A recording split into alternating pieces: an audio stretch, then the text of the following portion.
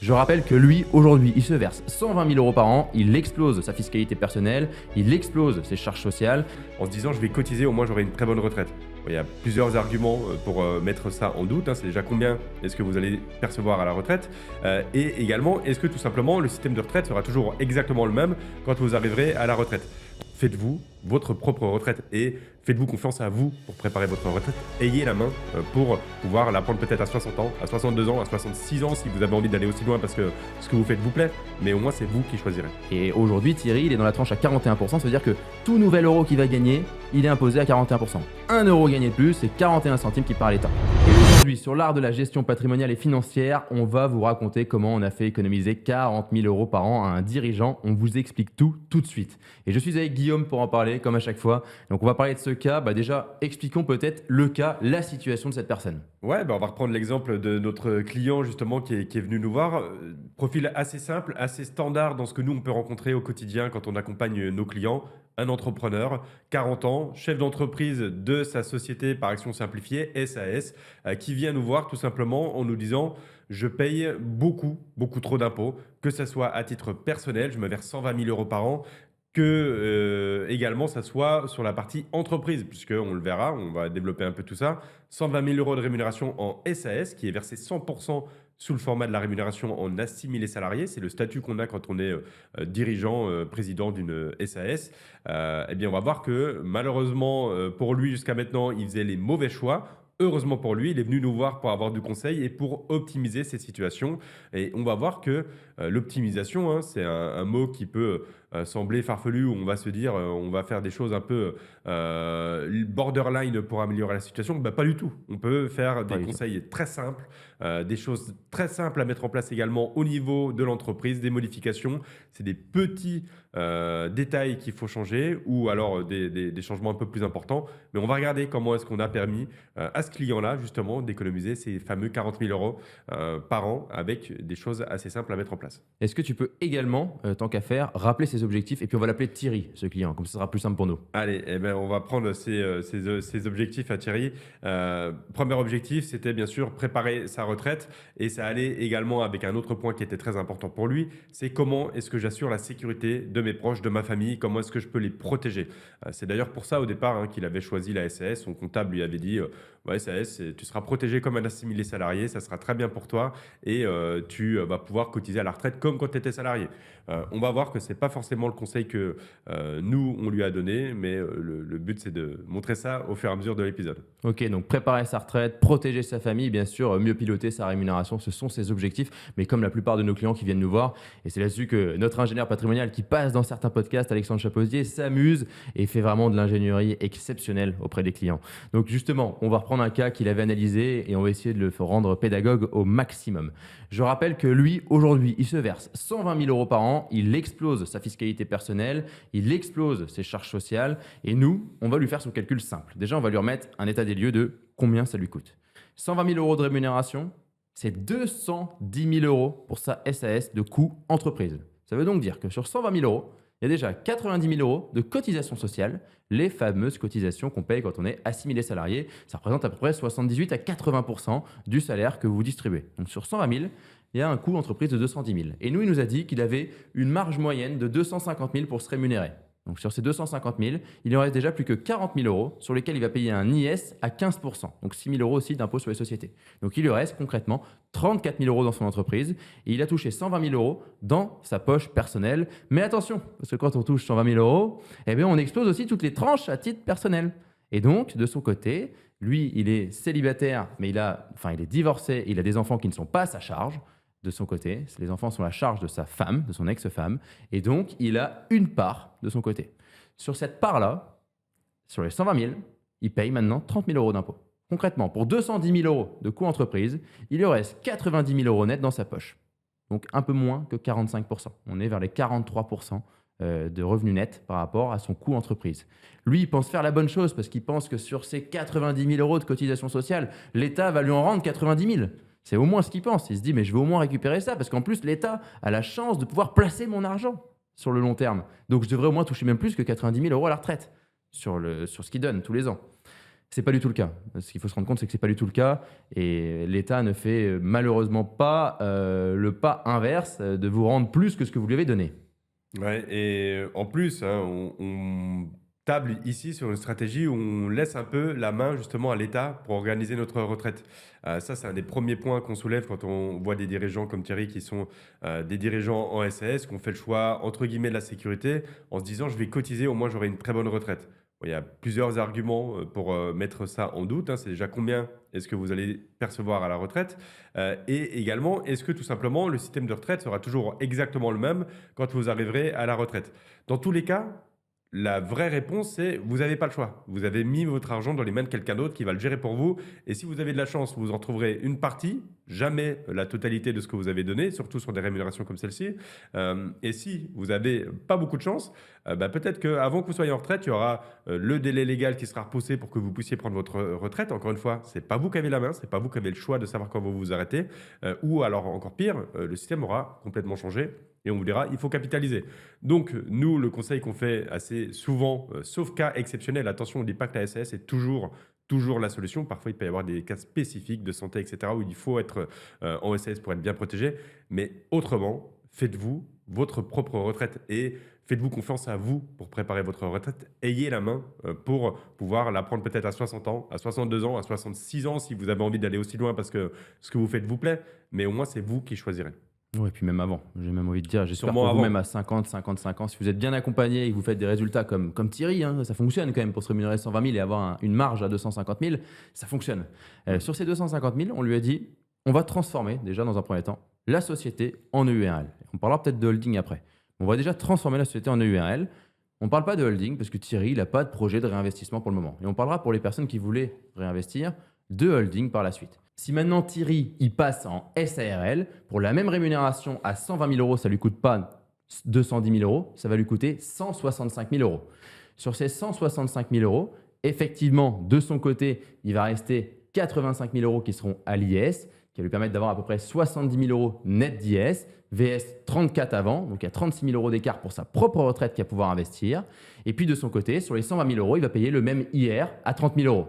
Donc on l'a vu tout de suite, il vient de gagner 36 000 euros par an de son côté à réinvestir dans sa société commerciale, donc à peu près les 40 000 euros par an, parce que les cotisations sociales peuvent s'adapter d'année en année. Mais en tout cas, on est sur cette fourchette approximative de 40 000 euros par an à réinvestir de son côté dans sa société commerciale directement ou à réfléchir par le biais d'une holding avec une EURL qui serait au-dessus de la SAS et qui permettrait donc de faire un mandat de direction de l'URL vers la SAS et donc de rémunérer Thierry ensuite dans le URL par le mandat de direction qu'on aura fait remonter auparavant. Et on pourra toujours le rémunérer à 120 000 euros ici. Mais on verra que ce n'est pas forcément la meilleure option de le rémunérer à 120 000 euros. Voilà, j'espère avoir été clair sur le schéma. C'est pour ça que je vous ai bien regardé pour pouvoir faire les bonnes images. Voilà Guillaume, par rapport à ça, j'espère que c'est plutôt clair. Effectivement, le URL, on gagne tout de suite 36 000 euros par an à réinvestir pour soi-même, pour sa retraite. Et justement, s'il veut aller plus loin, il peut même réfléchir à faire un schéma de holding. Et donc, au lieu d'avoir une transformation de sa société en EURL, peut-être réfléchir à garder la SAS en dessous et à monter une holding EURL au-dessus. Donc là, vous voyez bien l'écran, SAS en dessous, holding EURL au-dessus. Et le URL va faire un mandat de direction à la SAS du dessous pour dire qu'elle dirige. Et donc, on va faire remonter une partie de la rémunération de Thierry qui est donc de 155 000 en haut. Et il va se distribuer les 155 000 en haut avec sa nouvelle URL holding. J'espère que j'étais clair et que c'était plutôt clair sur la caméra surtout. Mais voilà, c'est important de savoir qu'il y a deux possibilités, soit une transformation de la société, soit on va même plus loin. Et ça va permettre quoi? Ça va permettre surtout d'avoir ces fameux 41 000 euros de disponibles, non pas dans une société commerciale, mais dans une société qui est professionnelle et personnelle, la fameuse holding, et qui permet le réinvestissement. Ouais, c'est ça. En fait, une fois qu'on a la société holding, il faut avoir cet objectif quand même de réinvestir et de pouvoir justement développer un peu plus intelligemment son patrimoine en se disant, j'ai pas forcément par exemple besoin de tous les montants que je veux distribuer maintenant, ou alors je peux optimiser au niveau des coûts et donc avoir un plus gros reliquat en fin d'année qui pourra être investi. Et effectivement, c'est plus intéressant du coup de réinvestir avec une société holding. Pourquoi? Parce que la holding, elle va avoir un rôle plutôt patrimonial. Là, dans le schéma où on a la SAS en bas, une société par action simplifiée, elle peut avoir comme présidente une société personne morale également, c'est la holding, et ça permet d'avoir un schéma ici qui permet de remonter l'argent dans la société holding. La holding rémunère pour partie, et le reste, elle peut le réinvestir. Et le réinvestissement, il n'y a pas trop non plus de limite, parce que c'est une société qui a ce rôle-là. C'est une société patrimoniale, la holding, qui va pouvoir faire du contrat de capitalisation, investir via un compte titre, investir sur du private equity et développer le patrimoine. Et si, en tant que dirigeant, on a une structure qui est faite pour développer son patrimoine, bah, ça veut dire qu'on n'a pas besoin de se sortir de rémunération aussi extrême à titre perso pour développer ce patrimoine-là. Bah, tu fais la bonne transition sur l'optimisation. De notre côté, on l'a dit, Thierry fait encore un petit peu n'importe quoi parce qu'il se rémunère trop. Mm. Et donc, il a la TMI à 41%. On rappelle vite fait ce que c'est qu'une tranche marginale d'imposition. C'est que, vous le savez, l'impôt français est calculé par tranche. Et donc, plus on gagne d'argent, plus on est imposé en pourcentage. Et aujourd'hui, Thierry, il est dans la tranche à 41%. Ça veut dire que tout nouvel euro qu'il va gagner, il est imposé à 41%. 1 euro gagné de plus, c'est 41 centimes qui part à l'État. Donc de son côté, on va lui dire, bah, Thierry, si tu n'as pas besoin de tout cet argent à titre personnel, pourquoi pas repasser dans la tranche à 30%. Et donc maintenant, Thierry, s'il veut faire l'optimisation maximum, on va repartir sur le schéma. Donc on a la holding au-dessus, en EURL, et la SAS en dessous, sa société commerciale qui fait la marge à 250 000 euros. Sur cette EURL holding, il va non pas se rémunérer 120 000 euros, mais il va aller à la fameuse tranche marginale d'imposition de 30% pour éviter la TMI à 41%. Donc on va réduire sa rémunération d'à peu près 27 000 euros. Il va tomber à 93 138 euros précisément. C'est la TMI à 30% quand on enlève les 10% par la suite de rémunération. De son côté-là, sur les 93 000 euros, il va payer à peu près 38 000 euros de cotisation sociale. Et ensuite, il va payer un IR à peu près de 20 000 euros. Donc sur 93 000 euros distribués, il touche 73 000 nets dans sa poche et ça lui a coûté à peu près 131 000 euros. Donc sur ces 131 000 euros, il a touché 73 nets. Donc on a augmenté encore le ratio de son côté qu'il a en net dans sa poche. Ça, c'est très intéressant. Et puis derrière, si ça lui a coûté 131, c'est qu'il lui reste 119 dans sa société. Du bas, je le rappelle, hein, c'était du bas. Qui va faire forcément payer l'IS. Donc il restera à peu près 95 euros net d'IS. Qui va remonter en régime Murphy avec un frottement très faible. Donc les 95 vont se transformer à peu près à 94 500. Et les 94 500, il va pouvoir les réinvestir comme il veut. Donc, on vient de passer d'une situation où Thierry il avait 90K net dans sa poche à la fin. Maintenant, il passe à 73K net dans sa poche, 17 000 euros d'écart. Sauf que sur sa société, il passe non pas de 70 à 80, donc les 10K d'écart, mais de 70 à 95 à peu près net d'IS au-dessus. Donc ça, c'est hyper intéressant de savoir qu'on peut optimiser les schémas, que vous vous rémunériez 120 000 euros par an, mais même si vous rémunérez 45 000, il y a peut-être mieux à faire. Peut-être qu'il faut augmenter votre rémunération et non pas la réduire. Parce que si vous avez une femme, des enfants qui sont dans votre foyer, peut-être que votre rémunération ne doit pas être à 50 000, mais plutôt à 200 000, parce que madame peut-être ne travaille pas ou le contraire. Madame travaille à des hauts revenus et donc il ne faut absolument pas se rémunérer. En tout cas, toute stratégie est différente en fonction de la situation. C'est important à comprendre. Ne répliquez pas ça pour vous. C'est vraiment à la situation de Thierry là, qu'on s'adapte. Ouais, exactement. Et c'est ce qu'on fait au quotidien, hein, nous, dans les études patrimoniales qu'on va faire avec Alexandre, effectivement, l'ingénieur patrimonial du cabinet. Il faut bien comprendre que toutes les solutions ne sont pas réplicables à l'infini à n'importe quelle situation, juste parce que vous êtes chef d'entreprise, que vous avez entendu qu'on parlait de SAS et que vous êtes vous-même en SAS, et que vous vous dites, bon, il faut que je fasse exactement ça. Il y a aussi un point qui est pertinent, c'est que là, tout le schéma, ça permettait aussi à notre entrepreneur d'aller réinvestir avec sa société holding. Il pourrait très bien y avoir un entrepreneur qui nous dise, moi, j'ai envie de me rémunérer au maximum, c'est mon objectif et j'ai pas du tout l'intention de réinvestir. Et donc, mon argent, j'en ai besoin, je veux le sortir. Et à ce moment-là, on pourrait effectivement augmenter la rémunération ou alors essayer de trouver d'autres moyens. On en parlera sûrement après, mais d'autres légères optimisations de la rémunération. On parle des CESU, des indemnités kilométriques, ce type de choses. Ça fait aussi partie de notre accompagnement et de nos études. Mais il faut bien comprendre que là, Thierry, dans sa situation, il y a quand même une optimisation qui est assez géniale parce qu'il n'a pas eu à changer grand-chose au final, hein. On a changé les statuts de l'entreprise. Certes, il est un peu moins bien protégé en se rémunérant simplement en étant TNS, travailleur non salarié avec le URL holding du coup. Donc il y a une moins grosse protection. Dans son intérêt, par contre, le gain qui est réalisé, que ce soit dans la société holding ou même sur ce qui lui resterait s'il avait augmenté le budget ou conservé un budget similaire, hein, de budget global de rémunération, Exactement. c'est que la différence, il ne faut pas la dépenser. Il faut préparer son avenir pour garder la main sur sa retraite et pas se retrouver à 50 ans ou 55 ans pour le coup à se dire bon, j'ai toujours tout sorti, toujours tout dépensé, et j'en ai bien profité. Mais par contre aujourd'hui, je vais avoir une retraite pourrie et j'ai pas de côté, j'ai rien préparé pour mes vieux jours ou pour protéger mes proches. Mais là, Thierry, il coche tous les objectifs parce que les 90 000 € qu'il donnait en cotisation sociale à l'État, que s'il lui arrivait quelque chose du jour au lendemain, je le rappelle, les cotisations sociales C'est perdu. n'auraient jamais été distribuées à ses enfants, hein. C'était perdu. Mm. Perdu. Perdu à jamais, parce qu'en plus, il n'y avait même pas de femme, donc pas de pension de réversion. Rien. Rien du tout. C'était perdu pour lui. Alors que de son côté, là, il cotise pour lui-même. C'est-à-dire que s'il lui arrive quelque chose, sa holding, elle sera transmise à ses enfants avec un testament ou tout simplement par le droit légal. Et donc, la holding sera transmise avec les capitaux qu'il y a à l'intérieur. Et donc, les enfants auront quelque chose de la part de Thierry, au lieu de repartir avec rien parce qu'il pensait faire bien pour sa propre retraite et pour protéger sa famille par le statut d'assimilé salarié. On a tendance à dire souvent que le statut d'assimilé salarié, il n'est pas pour les personnes frileuses, c'est pas notre terme.